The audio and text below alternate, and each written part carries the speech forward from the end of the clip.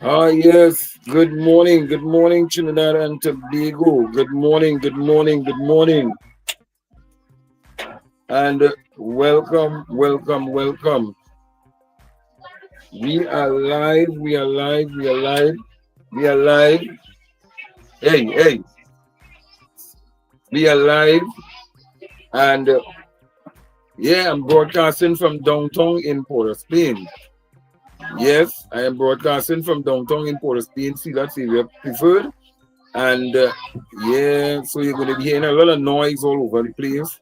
And we are trying to get the feed to find out what is happening. We are hearing reports,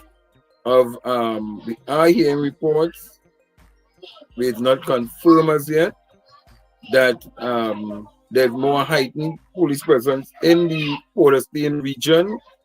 So, and we are seeing more police than usual. Let me put up the statements that would have been circulating on social media that people are part of the information, and they're not putting out the whole entire information. So this is the actual one that came out. It will just block me off a little while there, but if you watch on the screen, you will be able to see it, and it is saying media release in pursuant state of emergency declared, right? So for immediate release, state of emergency declared in Trinidad and Tobago, pursuant to Section 8 of the Constitution of the Republic of Trinidad and Tobago, Her Excellency, um, yes, the President of the Republic, right, and Commander in Chief has on the above and the advice of the public, right, on the advice of Dr. the Honorable Keith Rowley, the Prime Minister of the Republic of Trinidad and Tobago, declared a state of public emergency, being satisfied, but the circumstances of Section 8(2)(c) of the Constitution exist. So it is. Let me just get a little clear here, because sometimes my eyes just right. So I have it here.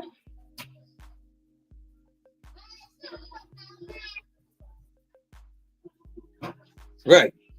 So we are live. We are live. And we are broadcasting live on YouTube, not to Facebook this morning. This is the other part of the statement until we get this is the other part of it. And what you are looking at on your screen is the actual proclamation. So let me get the actual proclamation here so that I can view it and see it, so that we can get it better. Right? So it is today, 10 o'clock today, that the Prime Minister is to address the country on this thing. So here it goes. It has the red seal. It has been signed by Christine Kangaloo, the President. A proclamation where it is enacted by Section 8(1) of the Constitution, that the President may from time to time make a proclamation that a state of public emergency exists. And B, Section 8(2) of the Constitution, that the President is satisfied that the action has been taken or is immediately threatened by any person or of such nature, and on so extensive a scale as to be likely to endanger the public safety. Now, therefore, I, Christine Kangaloo, President as aforesaid, in pursuant of the powers conferred upon me by Section 8(1) of the Constitution, hereby declare that I am satisfied that the public emergency has risen as a result of the occurrence of action that has been taken or is immediately threatened by any person of such nature and on so extensive scale as to be likely to endanger public safety. B, a state of emergency exists in Trinidad and Tobago. So apparently, if we, by reading what we see here, a state of emergency has been declared in Trinidad and Tobago. Let me just take this off here. So apparently, based on what we are seeing, a state of emergency has been declared in Trinidad and Tobago. The details now will be what time this thing will be, in which it will be enforced. But apparently, it is enforced at this point in time. So we are basically under a state of emergency at this point in time. The details of it will now come from the Prime Minister, because the President cannot act on her own. She must be under the advice of the Prime Minister. So the Prime Minister would have decided that, hey, at this point in time, in his best interest, that we need to have a state of emergency at this point in time. So he would have advised the President, and the President would have now made the proclamation based on the advice of the Prime Minister. And so Trinidad and Tobago is under a state of emergency based on the documents that is presented in the public domain at this point in time, which basically is confirming, because of the Red Seal and the actual authentication of the documents, we are seeing a state of emergency at this point in time. So we are just waiting to cross over to the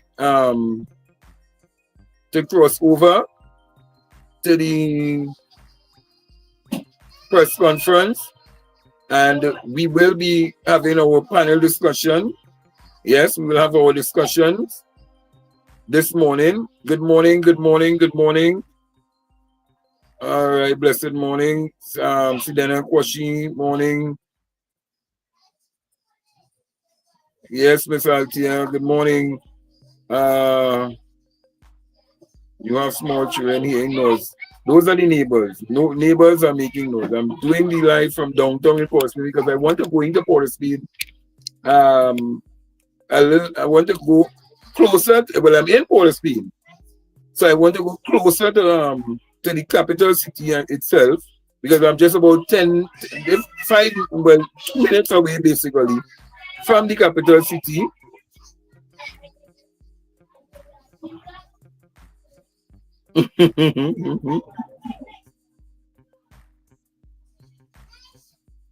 No, I told neighbors try to keep it down, because I'm doing a little live down here, and so yeah. Yes, it have people who circulating it, and they're not circulating the whole entire document. So that is why people are confused waking up to this thing this morning, trying to figure out. Nah, well, you see, well, that is how we train neighbors, people. Remember, it's holiday time. And to wake up to this morning to hear that we are under a state of emergency at this point in time, people children don't know what is actually happening, but the adults will be a little more informed to know that when there's a state of emergency, you have to take other precautions in terms of how you deal with it.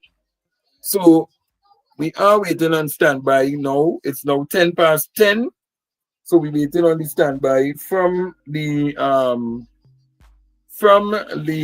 Office of the Prime Minister General for the live thing. So we Minister will be George going to the Young, feed, and and yes, together the press conference is we in will action at this point in time. indicate Let's to get you the press conference up and running. the rationale and the purpose Could we get the that considered in the decision that was taken to place Trinidad and Tobago in a state of public emergency.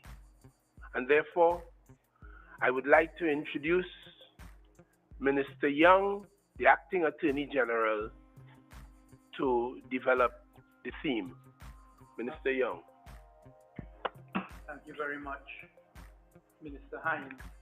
And good morning to you, the members of the media and the wider listening and viewing public of Trinidad and Tobago.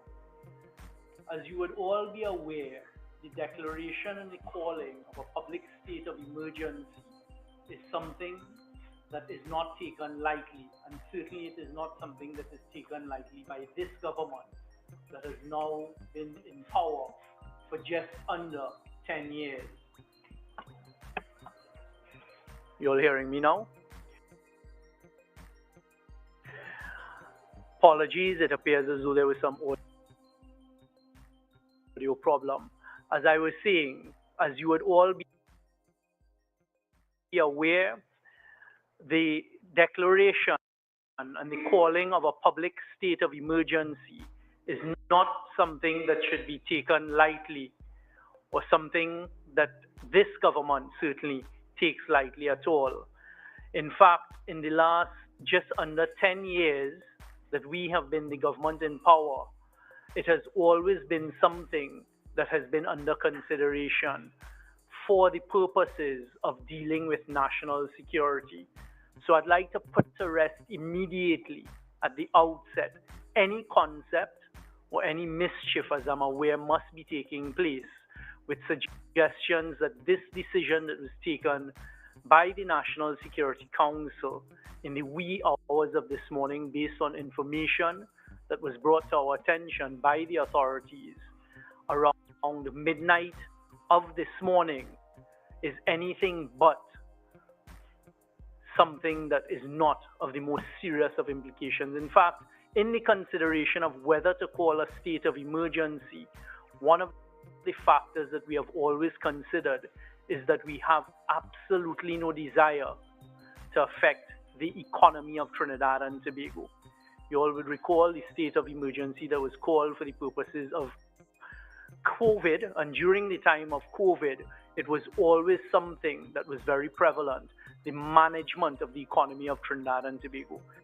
The government has worked very hard to ensure that the economy rebuilt itself coming out of COVID, and therefore that is always one of the considerations that we have placed emphasis on in the calling of any public state of emergency.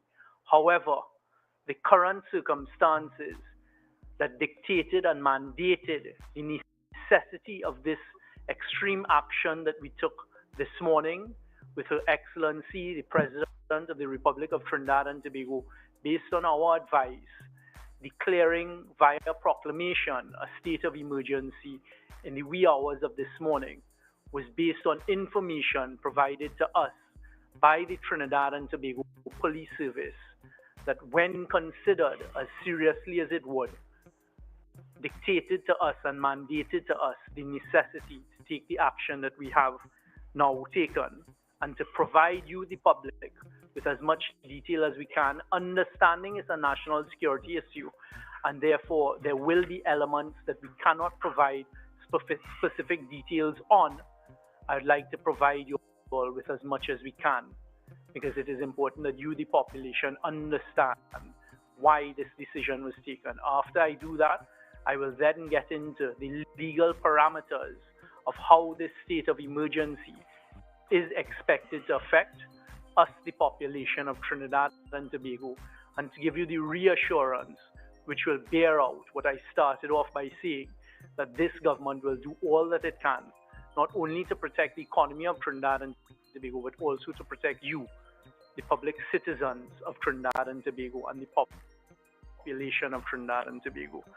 As you may be aware, so far as at the time we had to give consideration this morning as to what was taking place in Trinidad and Tobago, there were 61 homicides for the month of December. 61 homicides, approximately 623 homicides for the year.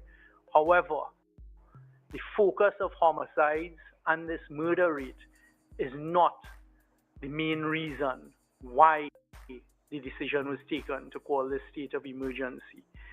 Over the last month or so, and in fact building up to this, the government has been concerned about the use of high-powered illegal firearms, high-caliber firearms, including automatic weapons that unfortunately scourge throughout the whole Caribbean region. And due to the high velocity and high caliber weapons, the 5.56 and the 7.62 caliber weapons, you're seeing that when the miscreants in our society, the criminal element, are utilizing these types of weapons, the AR-15s, the AK-47s, and indiscriminately shooting at persons, sometimes missing their targets and hitting innocent bystanders, there is very little chance of survival due to the velocity and the caliber of these weapons. This has been a major concern, not only for us here in Trinidad and Tobago, but throughout the whole CARICOM region. In the last 48 hours, there was, firstly, and where I'm focusing on, two incidents that were drawn to our attention, and Minister Hines will get into some level of detail at the end.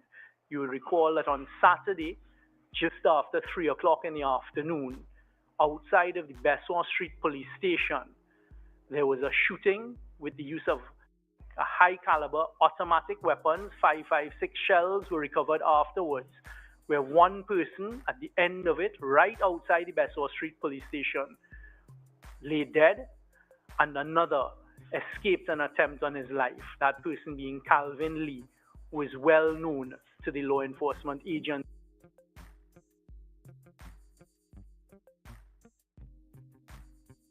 of Trinidad and Tobago. Within 24 hours thereafter, there was an incident that took place up in Laventille, in the Prisgar lands of Laventille, where 6 people were targeted and shot, 5 of whom were then deceased, 1 on the scene and 4 others at the Port of Spain General Hospital a short while later. All intelligence and the information provided to us by the Trinidad and Tobago Police Service is this was a reprisal shooting, and that there can be expected heightened reprisal activities by the criminal elements in and around certain places in Trinidad and Tobago that immediately warranted and took us out of what we can consider the norm. So in a nutshell, what we were faced with is a decision being provided with the information by the Trinidad and Tobago Police Service that there was going to be heightened criminal activity with the expected use of high-powered caliber, high-velocity assault weapons in reprisal attacks between gangs. As we now all know, in these types of incidents, very often innocent people would be affected. As a result of that, and after very careful consideration, the decision was taken by the National Security Council and then transmitted to Her Excellency the President, calling for the declaration and the proclamation of a state of emergency. The TTPS intelligence that was provided to the Minister of National Security, who in turn informed the Minister of National Security, who in turn informed the National Security Council, was that certain criminal gangs, and I'll leave out the places where at this stage, but I can say throughout Trinidad and possibly Tobago, are likely to immediately increase their brazen acts of violence in reprisal shootings on a scale so extensive that it threatens persons and will endanger public safety. Accordingly, in those circumstances, the National Security Council was of the considered opinion and considered opinion that it was necessary to advise Her Excellency the President of the Republic of Trinidad and Tobago that a public emergency exists. Accordance with Section 8 of the Constitution, which empowers the President to make a proclamation that a public emergency has arisen as a result of action that has been taken, and these are the important words of the Constitution, as a result of action that has been taken or is immediately threatened by any person or persons of such a nature and on so extensive a scale as to be likely to endanger public safety. As a result of that, Her Excellency the President took our advice and issued the necessary proclamation. After the issuance of a proclamation, what then happens in accordance with the law and the Constitution, pursuant to Section 7 of the Constitution, is the publication of regulations that would govern this period. And that is what I'll spend a bit of time informing you all. The regulations have been drafted and in the process of going through the process now, and within an hour or two after the end of this conference will be made public after Her Excellency the President has been presented with them and they are so published. The first thing I'd like to tell you all is that at this stage, the government has taken the decision there is not going to be any curfew. That decision is because the targeting of this national public state of emergency is on those who engage in criminal activity with criminal intent of endangering the public safety through the use of these illegal firearms, both high velocity as well as illegal handguns and the other likes. Those are the persons who are being targeted by this state of emergency. So, unlike 1990 and unlike the 2011 state of emergency, this state of emergency at this time will have no curfew. It will also not seek to affect public meetings, public gatherings, and public marches, as the states of emergency in 1990 and 2011, for some unknown reason, did so affect. This state of emergency, I repeat, is being specifically targeted on the criminal elements and their use and their brazen acts, their use of illegal firearms and their brazen acts of violent criminal activity that are affecting not only the gangs, but also us, the law-abiding citizens of Trinidad and Tobago. So there is not going to be any curfew. There is not going to be, at this stage, any restriction on public meetings, public marches, or any meetings of that sort. It is going to be specifically targeted to those engaged in criminal activity. You will see once the regulations are published that the Commissioner of Police will have certain powers, prohibitive powers, that she can utilize and that will be utilized via order. The police service will be given additional powers because basically a state of emergency is the suspension of certain constitutional rights. The police service will be given the powers to search premises without warrants, to search persons without warrants who they have suspicions of carrying out criminal activities, a lot of it associated with illegal firearms, and also to detain persons for periods of time. The regulations are setting out the process and the procedure. We're going to have a 48-hour holding period where persons can be held under these regulations. Thereafter, either a magistrate or a senior police officer can make an order of detention for another 7 days whilst evidence is being gathered with respect to persons held under the state of emergency regulations. It is targeting the unlawful possession of firearms, ammunition, explosives. Persons who are found in the company of anyone with these items will also be detained.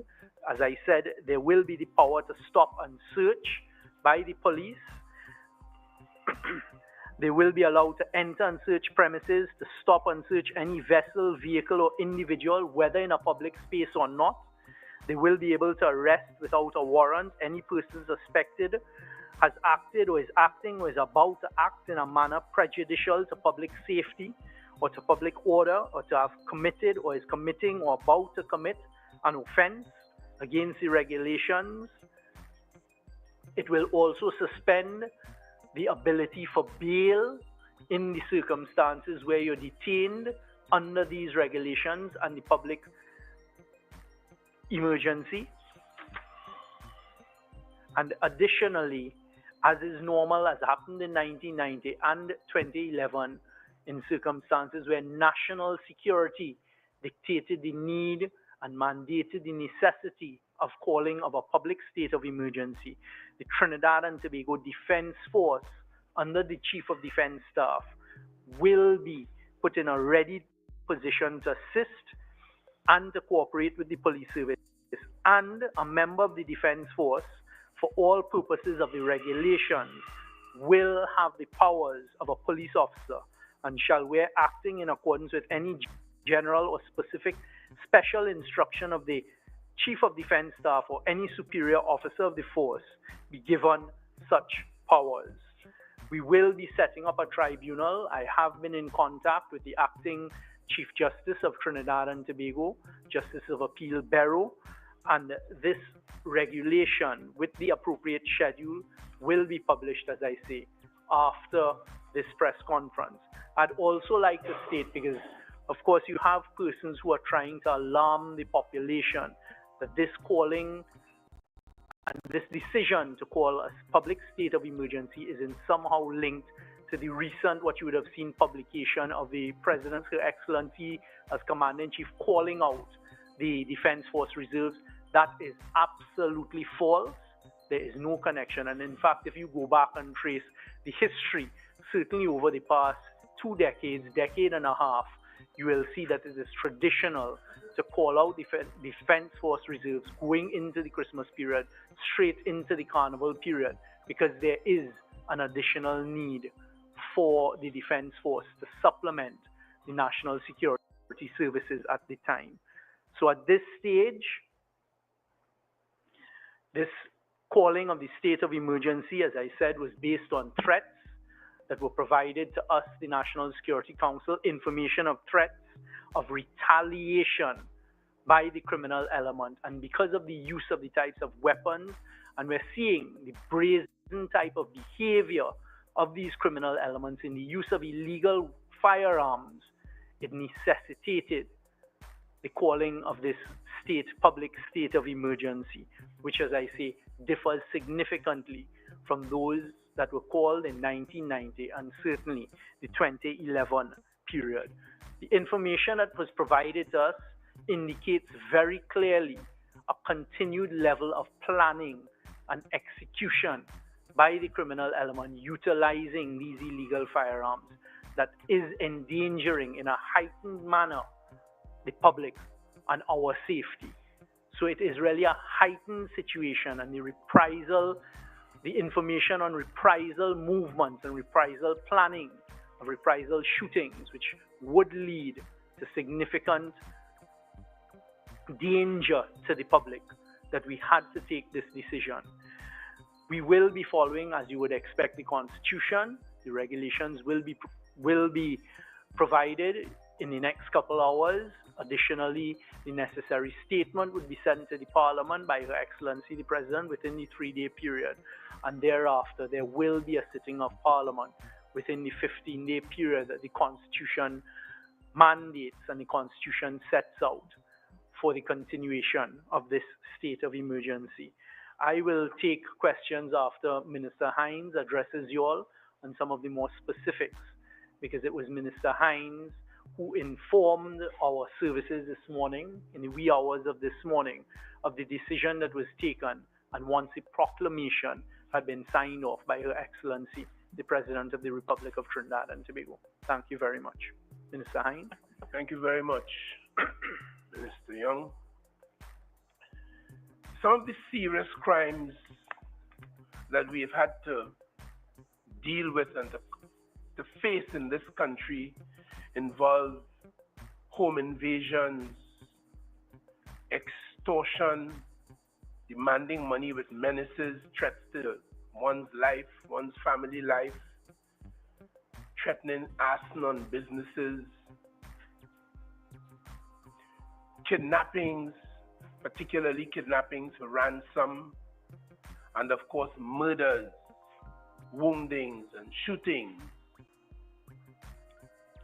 Recently, and I highlight this to demonstrate for those who wrongly believe that the government is not equally or more concerned than every one of us about what is happening in Trinidad and Tobago, speaking to the national community on behalf of his government, the Prime Minister recently published a statement just a couple days ago.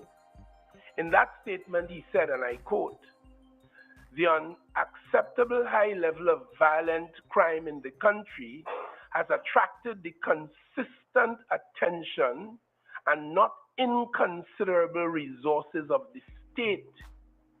There is much more to be done in very many areas. It was my hope and genuine expectation that the ongoing national effort against violent crime, particularly murders and other violent assaults, would have seen a reduction in the number as we go forward." As much, he went on to say, as much as the police has done, they are required to do much more if the stated objectives are to be attained.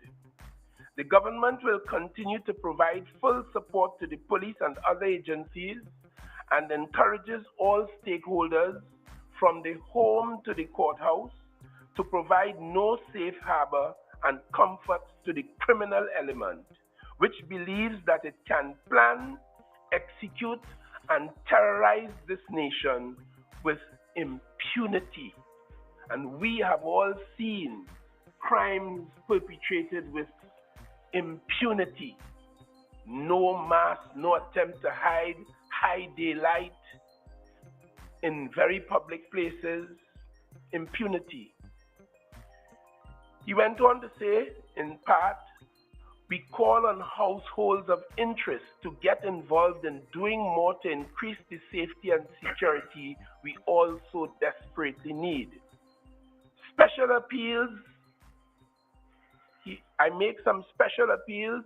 If I make special appeals, they are to the police, that they make the criminals uncomfortable with penetrating methods.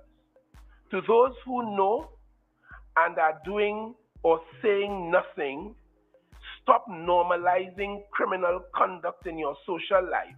And to those who share the proceeds of the violent criminal conduct, stop encouraging or shielding your family members and friends who are encouraging criminal conduct. The statement continues, the government does not believe that we are a nation that cannot get the upper hand on criminal conduct, which has evolved to becoming a major public health issue at this time. But we will all need to do more and even do differently if we are to keep violent criminal conduct where it belongs. I quoted from this statement to demonstrate a couple things. One, that the government, through the lips of the Prime Minister, remains severely, deeply concerned about the circumstances facing you, the people of Trinidad and Tobago. But I also highlight this to reinforce his appreciation of the fact, because it was the Prime Minister who led a regional consultation at the Hyatt in 2023, in the month of April, I think the 17th of April and the 18th, where we identified not just Trinidad and Tobago, but the region, violence and crime as a public health concern. So he's calling on all of us, treating it the way COVID-19 was handled by all of us, making personal sacrifices, doing things to deal with this matter. It is not about Dana Brega alone, or Mohammed alone, or Hines alone. It is about all of us. And I heard, much to my pleasure, the very highly educated and spiritually attuned Archbishop Jason Gordon, the Archbishop of Port of Spain. He, in a recent interview with CNC3, endorsed this approach, the public health issue approach, and called equally on all of us. I was quite happy to see that. In my view, he began a conversation, or continued a conversation begun by this government, a conversation that will only take us into positive places. Recently, two youngsters, a 13-year-old, I think, and a 15-year-old, found a firearm in a closed basket in a house somewhere in South Trinidad. So it is reported. One of them lost his life, a 15-year-old. On that occasion, the police was able to recover the firearm. But from the reports available to me, it has not yet been able to identify who would have made that firearm available for access to those youngsters. And I recall several years ago in the Mova district, one All Year's night, someone on top of the roof of his house discharged the firearm down through the roof, accidentally perhaps, most likely, and the life of a 4-year-old was lost. I don't think the police ever recovered that firearm, nor was able to identify from that household who the perpetrator was. So the Prime Minister's words here are very apposite. Minister Young touched on it. So I want to elucidate just a little more about the communication that we would have received from the Trinidad and Tobago Police Service, which highlighted, among other things, that on Friday, the 27th of December, last Friday, we lost 2 lives. One gang-related, another arising out of a domestic situation. On Saturday, the 28th, we lost another life, the one referred to earlier, outside of the Besson Street station, gang-related. And then on Sunday, you would have heard, to take the figure to 9, 5 persons in the Port of Spain area outside in Prisgalands, all of which are gang-related based on the police's classification as the probable causes. And then one in the Eastern Division, the motive is thus far currently unknown. So this escalation over the last 48 hours follows 15 homicides during the 4 days that preceded it, from Monday the 23rd of December 2024 to Thursday the 26th of December 2024. You would have heard from Minister Young the challenges that they explained to us in terms of reprisals and what have you, and the police are interpreting all of this as a virtual outbreak of gang violence affecting and traumatizing the entire society. We get feedback from the public through the media and directly very often, and from all the agencies, about the trauma, the fear that the society has been put in. Let me share with you some of the broader statistics year to date. Well, as at the 26th of December 2024. This is what I have. 551 incidents, murders, but 614 victims. So of the 551 incidents, 614 people would have died, 93 of which were incidents with more than one victim. In particular, for that period, there were 33 double homicides, 8 triple homicides, 4 quadruple homicides, and 1 quintuple homicide. As Minister Young would have explained and you would have understood, a lot having to do with the type of weapon and the type of ammunition that is in the theater of these conflicts. A lot of it inter-gang, having nothing to do with you and me, but we are traumatized by it as a society, and in many cases we are innocent bystander victims to it. And with all of the international implications about the state and all of the commentary, quite a serious state of affairs. Woundings and shootings, quite in addition to the murders I've just highlighted to you. So far, 616 incidents of woundings and shootings, meaning where the person, the victim, is shot, but fortunately did not die. And those 616 incidents of wounding and shootings accounted for 713 victims. There is no doubt in my mind that we are dealing with an epidemic. And this is why we're treating this as a public health concern, as I explained earlier. We, at the Ministry of National Security, making our contribution to the deliberations that transpired over the last few hours leading to the declaration of a public emergency, we consider this to be a very necessary and useful development. It will give the police service, supported by the Defense Force, the leverage to fight back against these trends on your behalf, the law-abiding citizens of Trinidad and Tobago. The way the regulations are going to be structured, as you would have heard Minister Young elucidate, are intended to deal specifically with the lawless and the lawbreakers,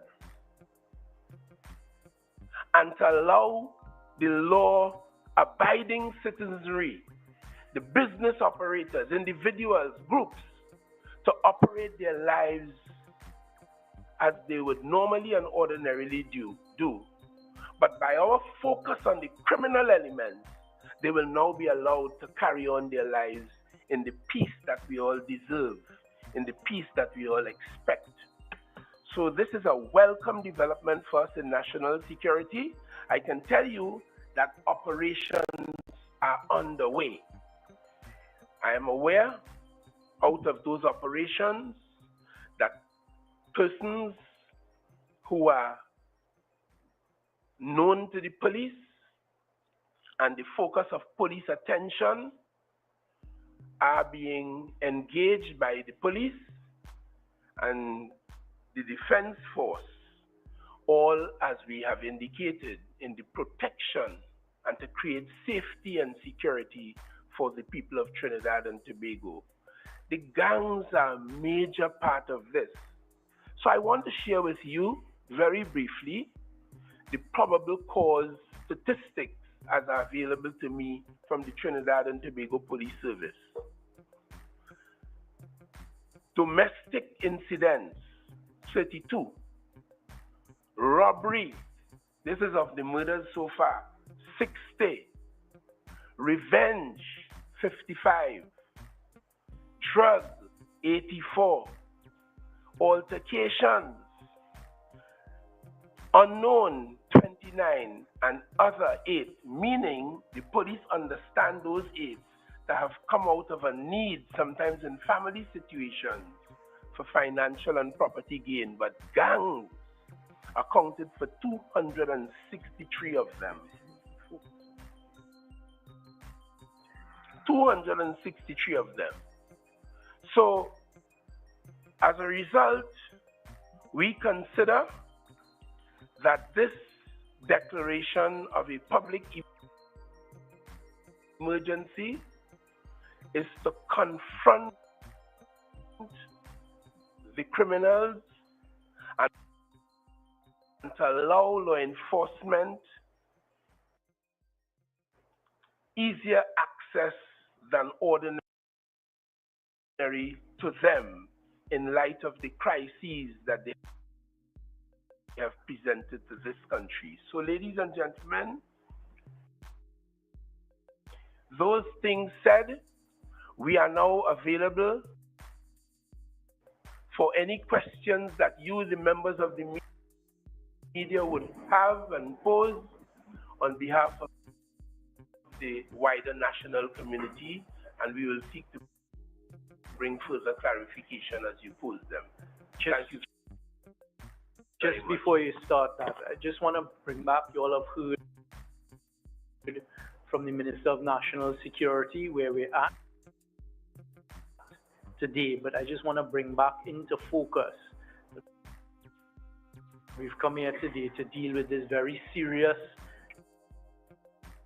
decision that was taken pursuant to Section 8 of the Constitution, based, as you've heard Minister Hines provide some of the evidence in relation to, based on the Trinidad and Tobago Police Service intelligence provided to us, that the criminal gangs, via the use of high-powered assault weapons and other illegal firearms in areas of Trinidad and possibly Tobago, are likely to immediately increase their brazen acts of violence in reprisal shootings on a scale so extensive that it threatens persons and will endanger public safety. The regulations will be published in the next few hours that govern this period, and I'll just repeat before the question time. At this stage, there is no curfew being imposed, nor will you see the regulations, unlike 1990 and 2011, do anything to restrict public marches, public meetings, and things of that nature that were restricted for some reason in 2011, including meetings. The regulations will give these powers to the police service and the defense force of stop, search, seizure, detention. We are in the process working along with the Acting Chief Justice of Trinidad and Tobago in setting up the necessary tribunal, etc., because there are going to be extensive powers of detention with no bail application and no ability to apply for habeas corpus to the High Court once detained under these particular regulations pursuant to Section 7 of the Constitution, a public state of emergency having been so declared. Akash. Good morning, gentlemen. Akash Samaru, Guardian Media. Before I get into questions about the SOE itself, my first question, where's the Prime Minister? Why isn't he here? As head of the National Security Council on a day with an announcement of such magnitude, I'm just wondering why he wasn't here to address us. It would not be appropriate for the Prime Minister to be the person coming out as the first instance to talk about a state of emergency. You have the Minister of National Security, who is the conduit and the person advising the National Security Council. And then you have the Attorney General, the Acting Attorney General, who's charged with the responsibility of carrying out the legal implications. The Prime Minister himself was the one who convened us at the late hours of yesterday into midnight and has been completely in tune and discussing it with both Minister Hines and myself and Her Excellency the President throughout the course of the wee hours of the morning when I'm sure most were asleep. You said it wouldn't be appropriate, but he's head of the National Security Council, not so. So why isn't it appropriate? Akash, it is obvious that you hold a different opinion. We are dealing with the facts. Right here, you have the two members of the cabinet who are charged with the responsibility. One, the legal responsibility, i.e. the Attorney General, and two, the responsibility for national security. So let's move on to the questions, please. Fair enough. The time frame for the SOE, that will be in the time frame for the SOE at this stage is pursuant to the Constitution. We will be following that. It is going to be monitored on a daily basis. If the ability to lift the state of emergency arises before the constitutional period, it will be so done. As I said at the outset, this government has had the option of calling a state of emergency for the last 10 years and has avoided that option. But now, based on the information that has been brought to us, we see it as fit and necessary to do so. Most of the nation is watching this morning, so for those who aren't too familiar with what the Constitution says, can you just let us know? In the first instance, as I said, we will be going to Parliament within the next 15 days. In the first instance, once it is approved and ratified, so to speak, by the Parliament, it would be for 3 months and then no further extension. A further extension can be sought, but the aggregate cannot extend beyond 6 months. You said no curfew. You also said that there was some concern about bystanders being hurt and innocent people being hurt in possible reprisal attacks. So if there's a concern for bystanders and innocent people, you also have nothing to limit movement. Why no curfew in that context? At this decision, the decision is, as I said at the outset, no curfew. We do not want to limit economic activity. We have to have trust and faith in those who have the responsibility for national security, in particular our intelligence services and the Trinidad and Tobago Police Service, who have been informing us that they know these criminal elements, etc. So what they're being provided with by this measure here today, a state of emergency, is additional powers, including powers where constitutional rights have been suspended for those particular offenders who so far have been able to evade them on occasion. So right now it is to give them the ability to do what they need to do. So given that the TGPS, they know where these people are and it's going to be a targeted approach, any consideration to maybe implement a curfew or limit movement in those areas just for the protection of the innocent people in those communities? In 2011, as a practicing attorney, I was faced with a dilemma when the then government claimed to have declared a limited state of emergency, limiting it to certain areas. That is illegal and unconstitutional. A state of emergency is over the whole of Trinidad and Tobago. At this stage, there is no legislation in place, nor are we going to test the legislation to put curfews in specific places. I mean, that in itself, if you work it out logically, has very, very limited use, because if you were a member of a criminal gang and unit, I placed a state of emergency in curfew in Port of Spain, would you stay in Port of Spain and wait? You would simply just cross the boundary and to go to somewhere else where there is no curfew. So the curfew would have to be an island-wide, nationwide Trinidad and Tobago curfew to have any usefulness. And at this stage, we don't think there's a need for that. Next. Jules Brown, TV6 News. So both yourself and Minister Hinds, the issue of high-powered weapons is nothing new in terms of homicides that have been committed before the two incidents you mentioned that occurred this weekend. So was the government, the NSC, receiving intelligence prior to this decision? What would have been the threshold specifically between this weekend and, I heard you earlier, but I'm just saying because people have been concerned about this, and you did specify it's not about homicides, but particularly issue of the weapons. And then during this period, would there be more focus on preventing as many weapons as possible entering Trinidad and Tobago? So Minister Hinds will get to the specifics, but I did notice that you came in a bit late, and you may have been listening, but let me repeat. I was in traffic on a roadblock, actually. So because other persons hearing on the radio. Other persons like yourself may have missed what we said at the outset. This came after a lot of consideration and the specific facts over the last month that have led us to this.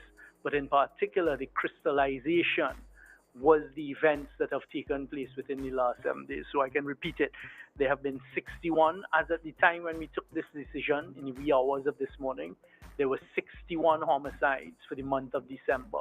As you just heard Minister Hines point out, there were over 20 in the last few days, including 2 sets of activity, criminal activity that led to certain deaths, one outside the Besseau Street Police Station, another one in Presgar Lands in Laventille that took 5 lives.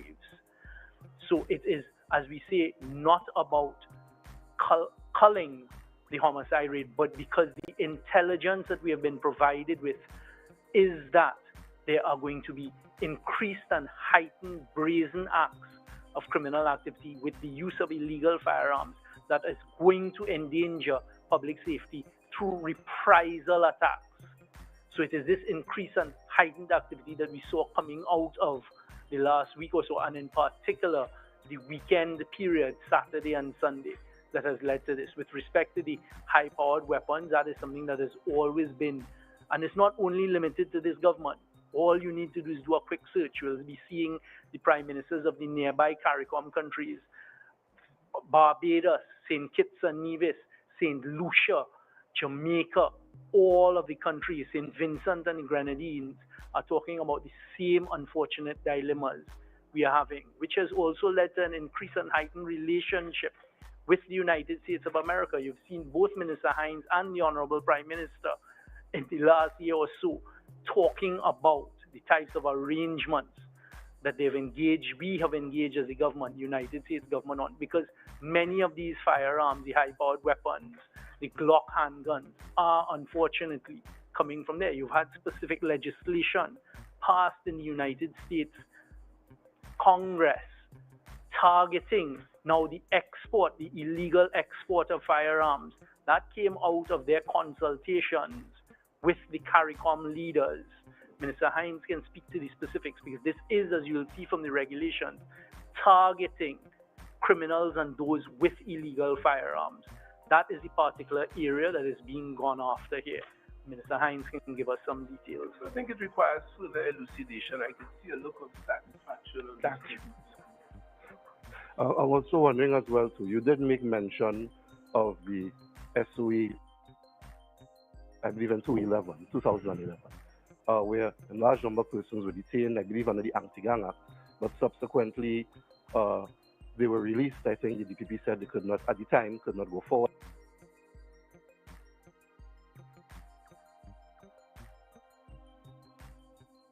Etc.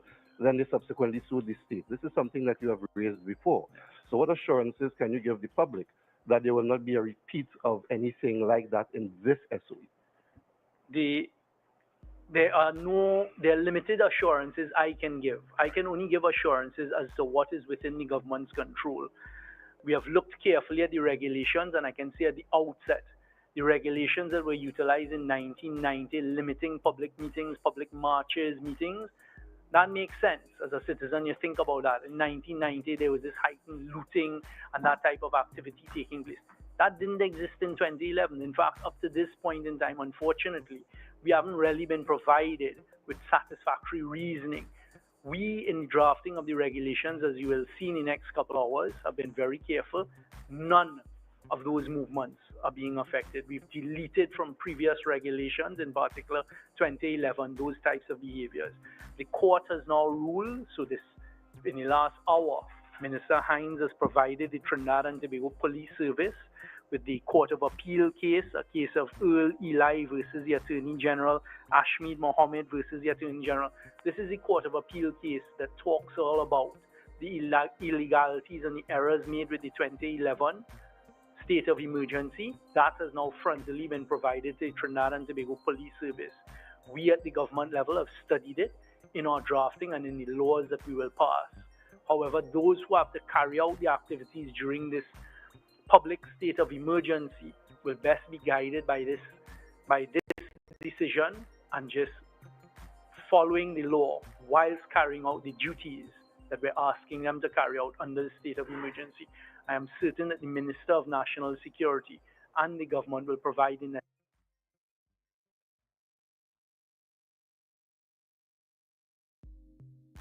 necessary advice and resources in ensuring the success. That is as best as we can do. There's two things very quickly. One, as you said, no curfew, but of course it is anticipated, as many of us experienced this morning, for example, a roadblock exercise, etc. And those can, of course, delay movement, well, etc. Jules, a state of emergency by definition, and the Honorable Prime Minister was reminding us of this morning, a state of emergency by definition is going to have inconveniences to us, the law-abiding citizens of Trinidad and Tobago, but it's going to have a lot more inconvenience on those who are engaged in criminal activity, providing the police service and the defense force now with the powers under the regulations to do what they need to do to protect us. And let me add, and one of the benefits that we will gain from treating this as a public health concern by virtue of engaging the entire society, just like with COVID-19, allows us to realize that we have to undertake certain sacrifices for the public and for the general good. We were the ones who decided we won't gather, we wouldn't embrace, we wouldn't shake hands, we'll wear masks, we'll use sanitizer. That is the approach you have to take. So there will be some level of inconvenience, but it is for the greater public good. And the public understanding this would be quite willing to make those sacrifices to ensure that they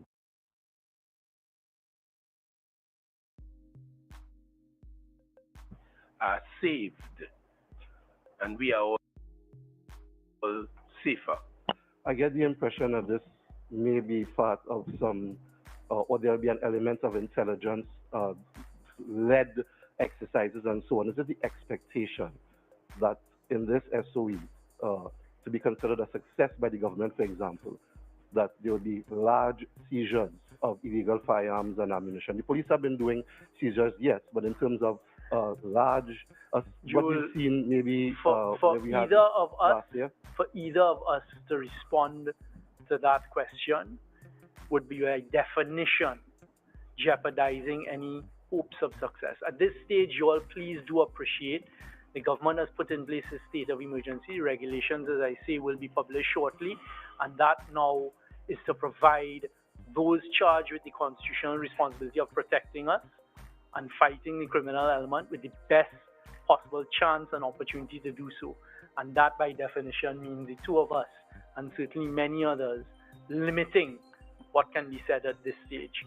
There's one further point I'd like to make, which is recognizing, unfortunately, in this day and age, there are many mischief makers, as we saw early this morning.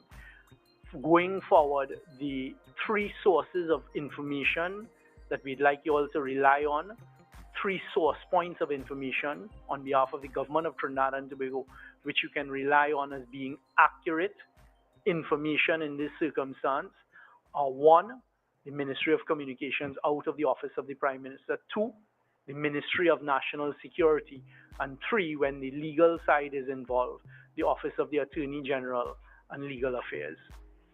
Prior. Good morning, Prior Bihari, EZPnews.com. Minister Young, you spoke about the high-powered weapons, the AR-15, the AK-47s, the bullets, the 5.56, the 7.62, but these would have come in through our porous borders. We are hearing nothing about stopping these illegal guns and ammunition through our borders. When you see the regulations, you will see that is an acknowledgement. The government has never shied away from that. As you would have heard, and this morning is not the place, you would have heard both the Minister of National Security as well as the Minister of Finance, Customs and Excise fall under taking certain steps, ensuring that those charged with the responsibility take certain steps, including, for example, the procurement of new scanners for the ports, etc., to try and stop that flow. But you will see when you get the regulations that one of the areas during this period of public emergency that orders can be made of and that there will be certain focus on is prohibiting or restricting the possession or use by any person or body of persons of specified articles, which would include the firearms, but also controlling of harbors, ports, territorial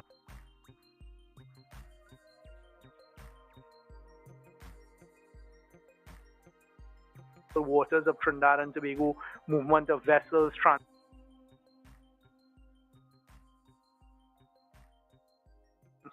by land, air, water, control of transport of persons and things. So there is some element of focus on it. But again, I can't get into the operational specifics because that would jeopardize and lower the chances of success. We have the New Year coming up. You know, a lot of fireworks would be the New Year. You know, a lot of fireworks would be used. Right, it's about the state of emergency. No, but I mean, would the state of emergency prevent people from using fireworks? No, my phone, I suspect like yours, has been bombarded by those who are against the use of fireworks. A state of emergency, as I started at the outset, is the highest level of constitutional action that can be taken in the fight. One of the things you can use it is, in the way we're using it now, suspension of constitutional. That's not for dealing with things like fireworks. As the Attorney General, the substantive, said recently, they have drafted certain bills and certain policies, etc., that are currently subject to consultation. There is a cabinet-appointed committee looking at that. I think my personal stance on fireworks is well documented from a few years ago, but today is not about fireworks. Today is about the state of emergency and the seriousness of why we're here, to allow those with the authority to do what they have to do. So I'd like to thank you all very much. Yes, please, because we do need to get on with it. Can I have one more question? Yeah, go on, a couple more questions. We go into the carnival period. You know, this 3 months will take us. Do you see the state of emergency affecting the activities of carnival? One of the decisions taken was in the not having a curfew and in not preventing gatherings of people and movements of people. That is one of the things. But as in answer to Akash a few moments ago, it would be silly of me to speculate or to try and predict what is going to happen over the next few weeks into the 3-month period. The government is going to continue monitoring it along with the law enforcement authorities, and if there is an opportunity to lift it at an earlier period, so will be done. If not, we go through the full ambit. As I said to Jula a short while ago, by definition, a state of emergency is going to have inconvenience, but this government is very concerned to ensure the continued economic activity. All right? Hi, good day, Paula Lindo from Newsday. I wanted to find out, is the judiciary being alerted as to, you said that after a 7-day period, a magistrate will have to... The judiciary will be guided like the rest of us in the regulations and the other laws that will be passed. As I said, I have been in contact with the acting Chief Justice, Justice of Appeal Barrow, because it is his responsibility to set up the tribunal that is part of the constitutional provisions. But the judiciary, like the rest of us, when the regulations come out, would be so guided. Thank you. Will private security firms, if and how, will they be incorporated into these plans? At this stage, they will not. Okay. Will police on leave, etc., be called out?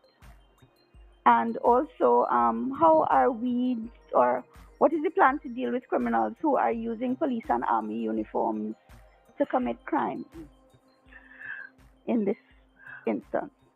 All right. I am aware that there has been a request made of the Commissioner of Police to ask police officers who are on leave to please report to duty. With respect to that second question, that really does not arise here under the state of emergency. It is something the government, like every law-abiding citizen, is concerned about, and we would hope that those charged with the responsibility of both the police service as well as the defense force are doing everything within their power to eradicate that position. Okay?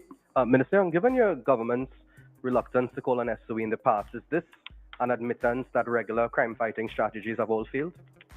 I wouldn't say it's an admittance, as I've been very careful to say, based on the intelligence that's been provided to us and what we were told to expect of this heightened, brazen, violent crime with these illegal firearms, and we've seen the effects the effects last night, with 6 people being shot, 5 unfortunately dying as a result of these types of incidents, the reprisals. That is what has governed it. By definition, going to a state of emergency indicates that it is a higher level of concern and significance, and we've resisted it for 10 years, but now, based on what has been provided to us, it would be irresponsible of us not to take this step.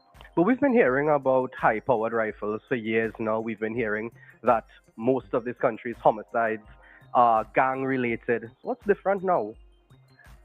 Gosh, those questions were asked a short while ago. What's different now is I just answered you. It is the intelligence that has been provided to us, the information that has been provided to us, and that we have a responsibility in those circumstances where we're being told, expect a heightened level of brazen reprisal shootings using illegal firearms that is going to endanger the public safety. The decision was taken to take this step. Minister Hines, you've led this ministry through the country's 2 highest murder rates ever in history. Have you entertained any thoughts of stepping down? You still believe you're the best person to lead this monumentous task? Akash, in these circumstances, I know it is directed to Minister Hines, and you are directing it to Minister Hines with a specific purpose in mind, as your face shows. So I am saying that we're here to deal with a very important thing, the state of emergency. That has not arisen, and I'd like us to just move on now, as we have to go and get these regulations out. Last question, Jules. I'll ask in 2 parts then. Part 1, in terms of schools reopening and so on during this period, your message, of course, to parents, because there's some concerns, Absolutely, and I appreciate that question. At this stage, this declaration of a state of emergency does not affect our day-to-day lives, apart from the inconveniences that you will face. I ask the public to please work with the authorities, work with the police service, work with the defense force, because they now have additional powers. Please listen, please be guided by their advice, etc. But at this stage, there's no decision affecting commerce, there's no decision affecting education or anything other than what will come out in the regulation. And the other thing, once the SOE ends, whenever it does, what can you tell the public in terms of, because what happens during, let's say, when you restrict constitutional rights, etc., you have a situation where you may get some successes because of that. But once the SOE ends, we wouldn't want to see an increase or things going back to how it had been. What can you tell the public about that? Absolutely. There's little that we can tell the public at this stage about it. We are providing the Trinidad and Tobago Police Service and the Defense Force with a significant constitutional tool, where I think one of you all said it is going to be targeted operations. Utilize it to the best of your ability to try and protect us, the population. Thank you all very much. I appreciate you all coming out this morning. Thank you.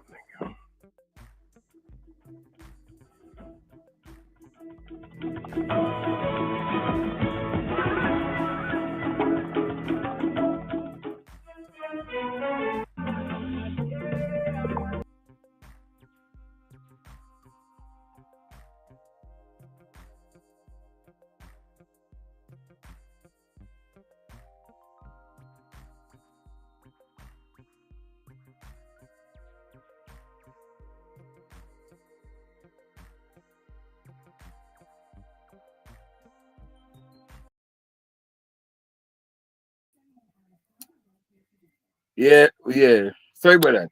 But there you had it, the news conference from the Minister of National Security and also from the Minister of the Attorney General, Mr. Honorable Stuart Young, and the Mr. Hines, talking this morning on the state of the emergency, which is basically declaring more powers to the police, but also freeing up the citizens to go about their natural business as normal.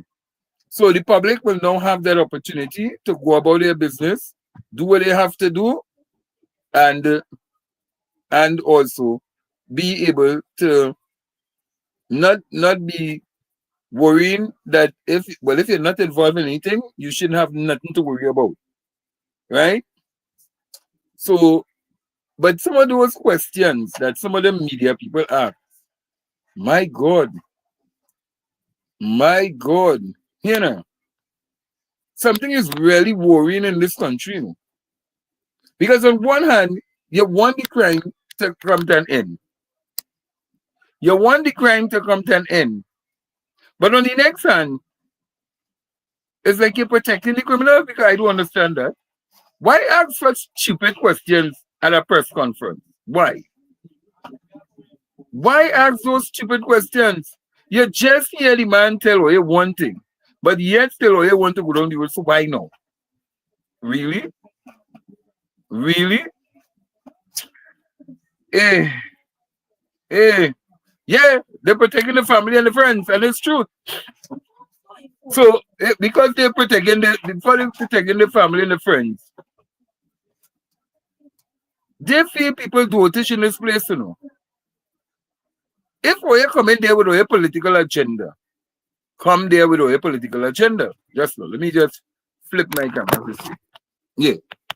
So if you come in there with your political agenda, come there with your political agenda. Till I'm moving around the place, you know, and know on St. Paul Street now in the back road. So yeah. I tell you, I'm moving around. So I was right here watching around the place where there was shooting on Saturday, you know, in St. Paul Street. And where it was brave, you know, because I was right around the Port region when I was hearing these gunshots. And it was ridiculous. It was ridiculous. And not too far from the police station, between Deliverance Temple, the road, and Riverside Plaza, the police station here, and for the tell the criminals and them so brave, and they swing back. So they want to shoot somebody, you know. And people must want people to take this foolishness all the days of their life. People want a little peace in their life. They want to feel comfortable, to know that they could relax themselves, go about their business without this fear. Look, Granny, she foot break in Port of Spain because two idiots decide, well, they want to rob two women and they throw on Granny, break Granny foot. Who compensating Granny for that? Who compensating Granny for that?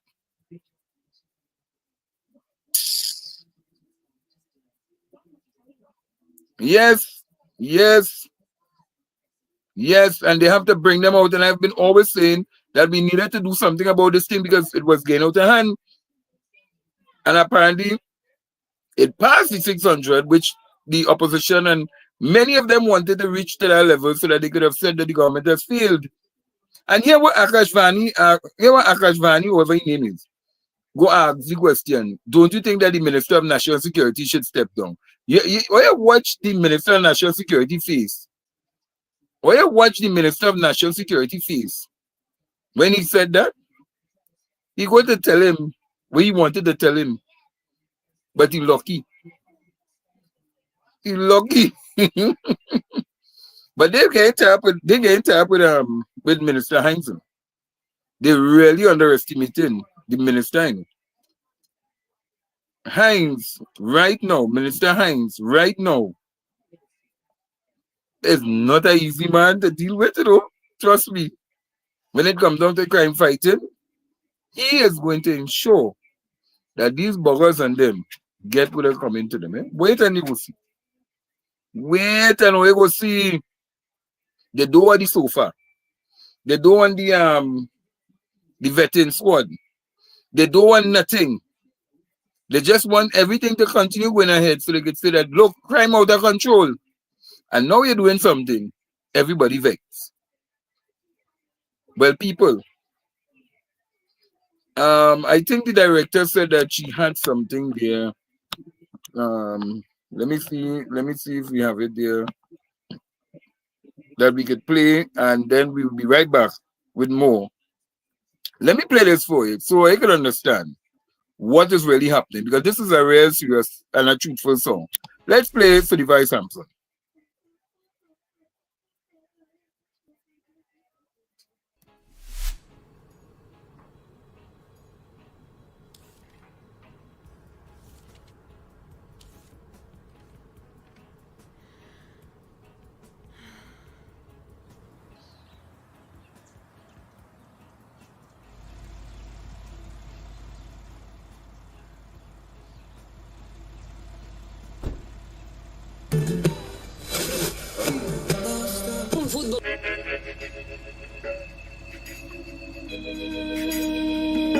This for me wanted.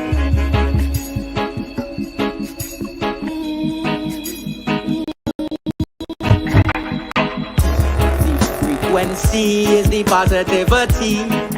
All the youths have the ability to become anything that they wanna be. When it comes down to the things that you wanna do, you can't be lazy, better have a good attitude. Gratitude is a must. In Jah we trust. Success is a must. So change your life, work hard in anything you do. Be a better you. Pray to Jah, He will guide you. Be a better you. Put on the weapon, put on the gun, your new life has begun. Turn the page, break the mental cage and be the one to change. Lift up your hands and give thanks. Jah have a plan, so believe and receive the blessings you will achieve. We need more unity in the community. Let's love each other like one family. It takes a village to raise a child. Preserve the youth cause they're running wild. So change your life, work hard in anything you do. Be a better you. Pray to Jah, He will guide you. Be a better you. So change your life, work hard in anything you do. Be a better you. Pray to Jah, He will guide you. Be a better you. Change your life. Be a better you. Pray to Jah. Be a better you. Put down the weapon, put down the gun, your new life has begun. Turn the page, break the mental cage and be the one to change. Lift up your hands and give thanks. Jah have a plan, so believe and receive the blessings you will achieve. So change your life, work hard in anything you do. Be a better you. Pray to Jah, He will guide you. Be a better you. So change your life, work hard in anything you do. Be a better you. Pray to Jah, He will guide you. Be a better you.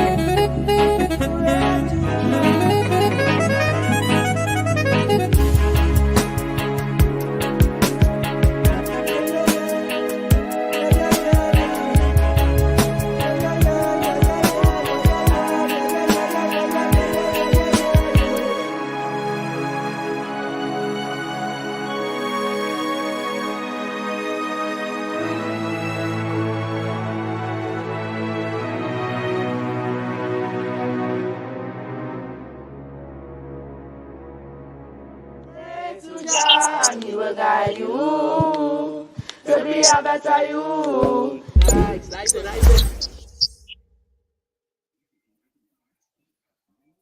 Ah, yes. So we are back, we are back, we are back, we are back. And again, as I say, we are under a state of emergency in Trinidad and Tobago, and I applaud the government for taking the stand in which they took. Yes, I'm in full agreement with it. It was long in coming, and I like how they going back to how they was dealing with the health under the health ordinance. So they're not stopping you from campaigning, they're not stopping you from doing anything. Basically, they're going after the miscreants. And that is what the media, some of the media people, and some of these politicians who are in the opposition don't want. We make no means about it. They don't want that. And here it is. Look how much thousands. Because I told you all on just the other day, I told you all that for some strange reason, all the so-called groups in East Port of Spain and across the whole of East Port of Spain was allowed to come together. And they came together. And all of a sudden, thousands and thousands and thousands of this so-called gel gun was unleashed in East Port of Spain and across the country. Thousands, you know.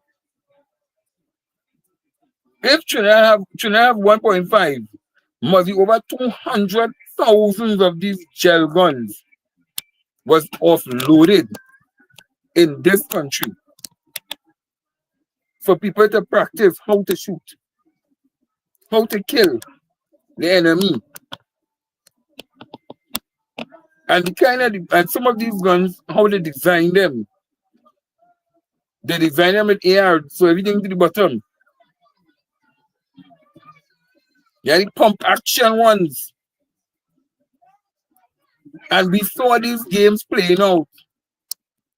We saw these games playing out before Christmas and after Christmas. And it was only a matter of time for these things to come to an end. It was only a matter of time.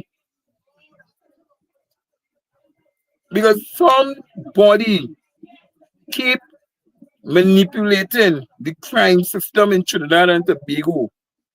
Somebody had to be paying money for people to keep quiet, and then when they're ready, when the money run out, because extortion had to be taking place.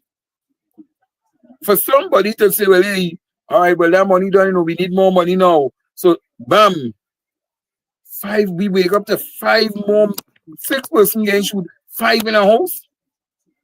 5 in a house? Come on, I tell you, something is not right. Something not right. And if criminals are paying or being paid to carry out extortion on people, then it have to reach waiters. And the government has to act. And they will act, you know. They will act. We have our customs. We have our customs. When they were studying to take up people, play toy who are dildo and certain edibles and panties and all kind of dotishness, and they try to ban that from coming in the country to protect the partner and the friend who had their business going on for them too. You had thousands, hundreds of thousands of guns coming and sitting on the port. Not one container, you know. Reports are here, 5 containers, you know. 5, you know. With these gel guns, you know. So just picture, over 200,000 of these guns. Who is the business owner selling it? And it was selling on the street. It was selling on the street like hot potato bread.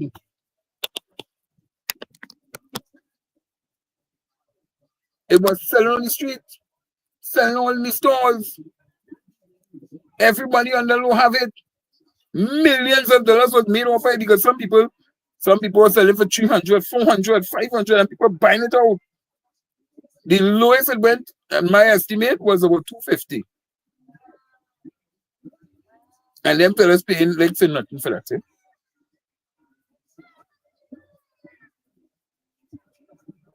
Yeah.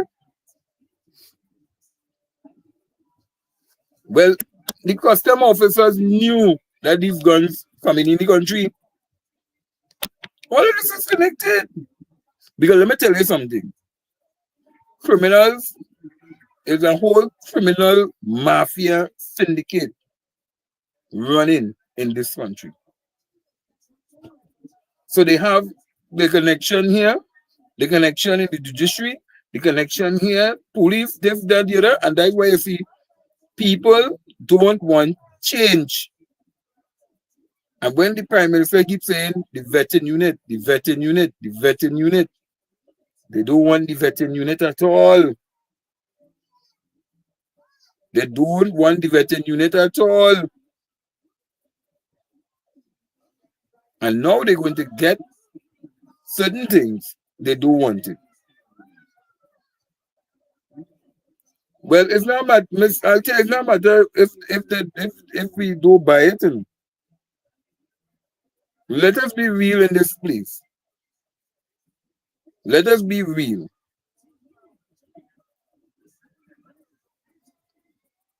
If it is that you remove one type of gun to bring a subliminal gun, for people to continue, the different acts, showing you how they just pull up on young blocks, shooting,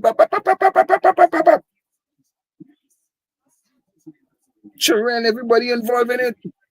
What are you doing? These things should have been moved immediately, confiscated from the port before they reach the store. They should have been confiscated before they reach to the store. But it's not only children buying the guns, it's adults buying the guns. That is the thing. So when the adults buy the gun, they're indoctrinating the children, and it's true. So it's not the children buying the guns. The children don't have that money. Where the children getting that money from? It's the adults. So 200,000. And so they're buying for this one, that one, this one, make us misses. And you hear about 10 of them running around the place. They soak in the gels in water, leave it overnight, it populate like them like critters. And you get thousands in that, and they put it in bottles, hooking it up to the gun, and they run.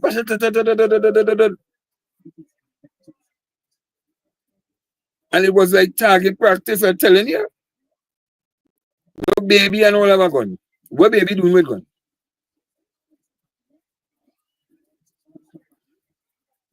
Mr. Dealing with human beings in this place, eh?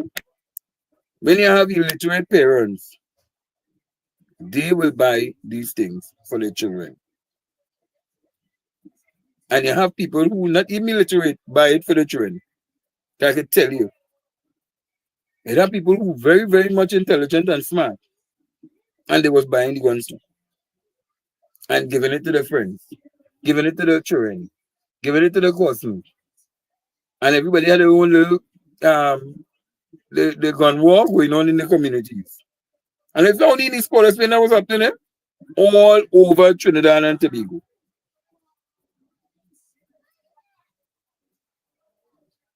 Yeah. So, and remember they say it was 3,000 people affiliated to gangs. Eh? That was the last statistical figure. Eh?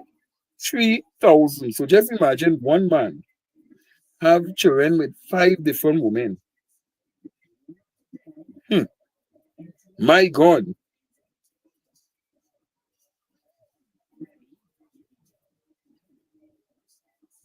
My God. What do we say? But we are under a state of emergency.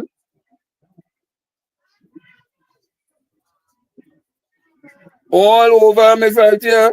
I live in Chaguanas. I telling you, all over this gel gun selling all over. And it was selling hot bread. It was sell out. And people buying the gun from somebody who already using the gun. All over South. And traveling and going all over the place. I'm telling you. I telling you. Until some police are to be taking gun and mashing up gun and all kind of dotishness.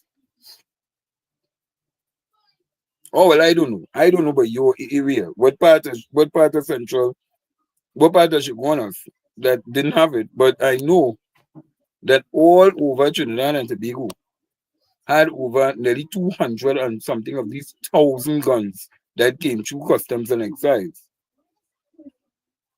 And it is very worrying. Oh, okay. Well, all right. But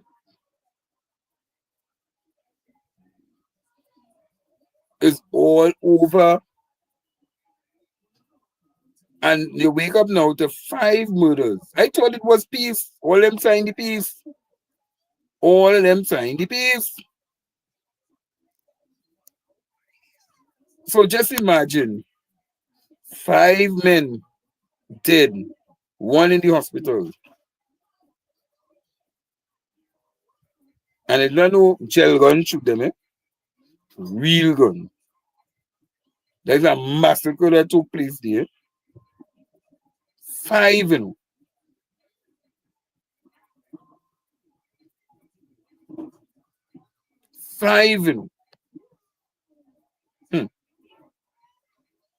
And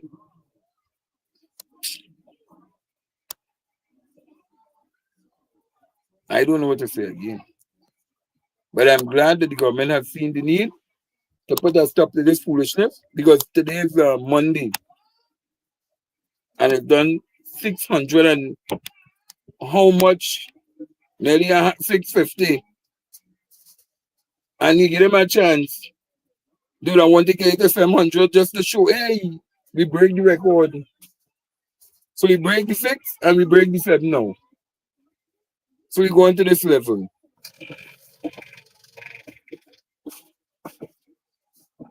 It is a serious thing.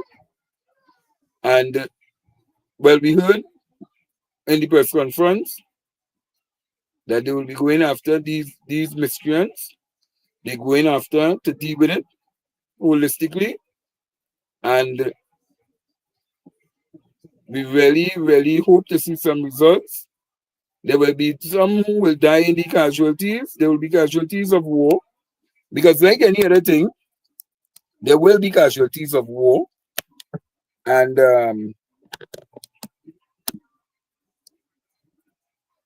yeah, there will be casualties of war. So, and then, you know, some people will say, the police wicked, the police wicked, the police wicked. But let me tell you something. When they were shooting and killing, and they was coming in and robbing your family, they wasn't wicked. When they was carrying on all the nefarious acts, they wasn't wicked. Now, they have no rights. They have no rights because the Constitution is now suspended, basically, for them. And it's not only in Port of Spain region, because the arms are very long. They are well connected in central, south, east, west, you name it. And I think the public is very much fed up with the foolishness now. So they have all powers to enter, to remove, to detain, for however long that they want to keep you under question. And the government will have to go back to Parliament to get a further extension. And if they have to do that, so be it. So be it. Let us deal with the matter. Forget the consequences politically. But let me bring back the country. Let us bring back the country. Because if people only focusing on, oh God, how that go affect the election, boy, how that go affect the election, be looking bad, thing, because that's what Akash Vani trying to do today, no? To talk that foolishness, no? But it's not about the election. It's about the public safety. And if you had read the proclamation, you would have seen the public safety. Because if the public can take care of themselves, the state has to step in and assist. And if the state has to do it, then so be it. This country will not be held under ransom, will not be held by ransom by any criminals. And those who are here, I think that anybody who wants vacation, from Chief Justice to everybody, should come back home and let me start to deal with this thing immediately. I'm telling you,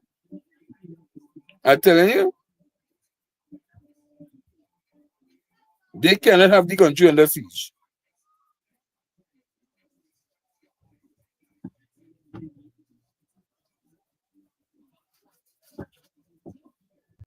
They cannot have this country under siege. And if they feel because they have a little few power in their hand, because they have gun, then we have the state have more gun than all of them. And that's stupid question when they're asking how private security will be involved in this whole thing. I don't understand that stupid question. I don't understand, you know.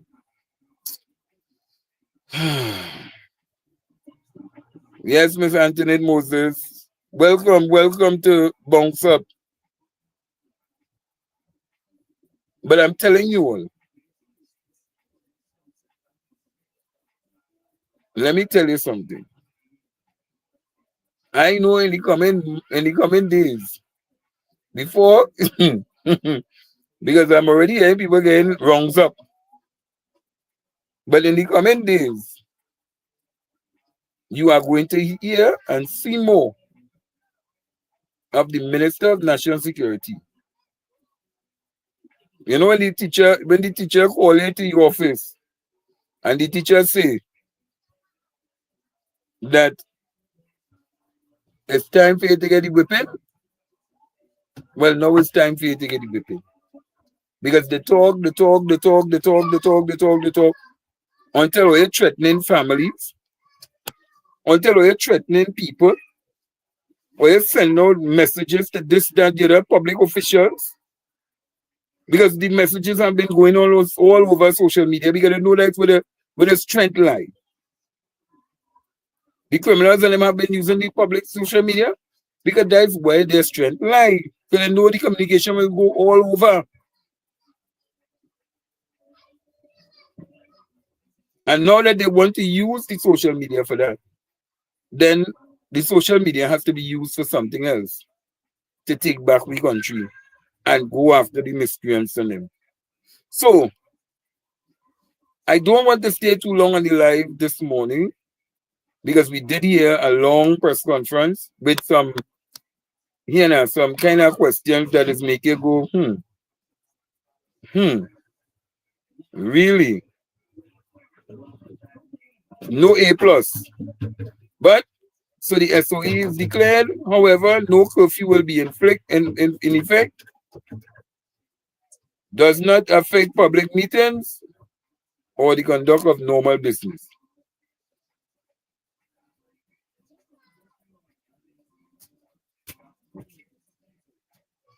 We got a searching for what?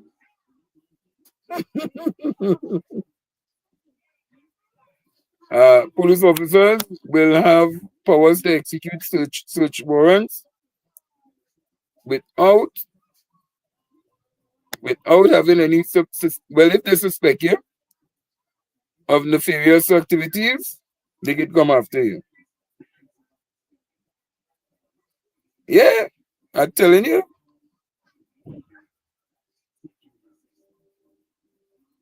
So it is not going to affect you, the ordinary citizen. And I have to say ordinary. It will not affect you, the ordinary citizen, or the right-thinking citizen, or the law-abiding citizen. But it will now affect those who have the family involved in the criminal activity, who have cocoa in the sun, look for the rain. Because if they come and you have Paul, Jane, and thing in your house hiding, and he had the gun, and he fire off shots, and the police run in your house and shoot everybody and done, don't vex with the state. Don't even come out to protest against the state. Because when Oya know that they were doing what they was doing, Oya said absolutely nothing. So don't vex with nothing that the state is going to inflict on these so-called criminals who don't care about the rest of us who have to live here in this society.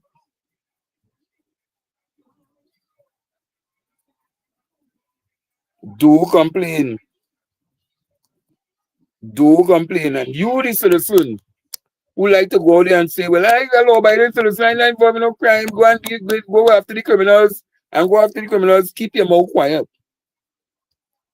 Just follow the instructions.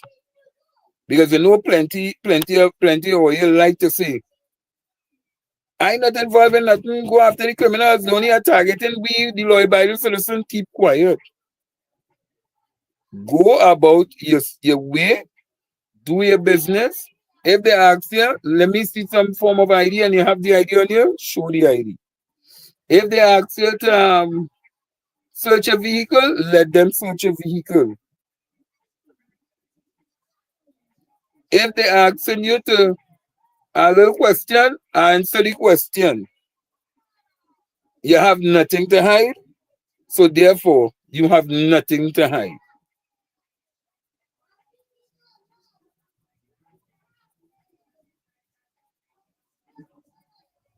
Because as it stands, the Constitution of Trinidad and Tobago is now suspended. So anybody who want to misbehave, just understand that you have a state of emergency that will now deal with you. It has been a blessed morning, and we are looking to wrap up. I will keep you all updated as the day goes forward on what is happening in downtown Port of Spain, and we may be broadcasting from Woodford Square later on this evening. So look out. Let's get some reaction of how people feel on the ground. So look out for that as we bring you more on this latest development that has occurred in the wee hours of this morning with the national security. With the country being under a state of emergency at this point in time. Now, Jenny will be on this afternoon from, it will be 4:30 New York time and 5:30 Trinidad and Tobago time. So spread the word, let people know that Bounce Up is here. Have a blessed day, and catch you all this afternoon on that other side. Director, we are out.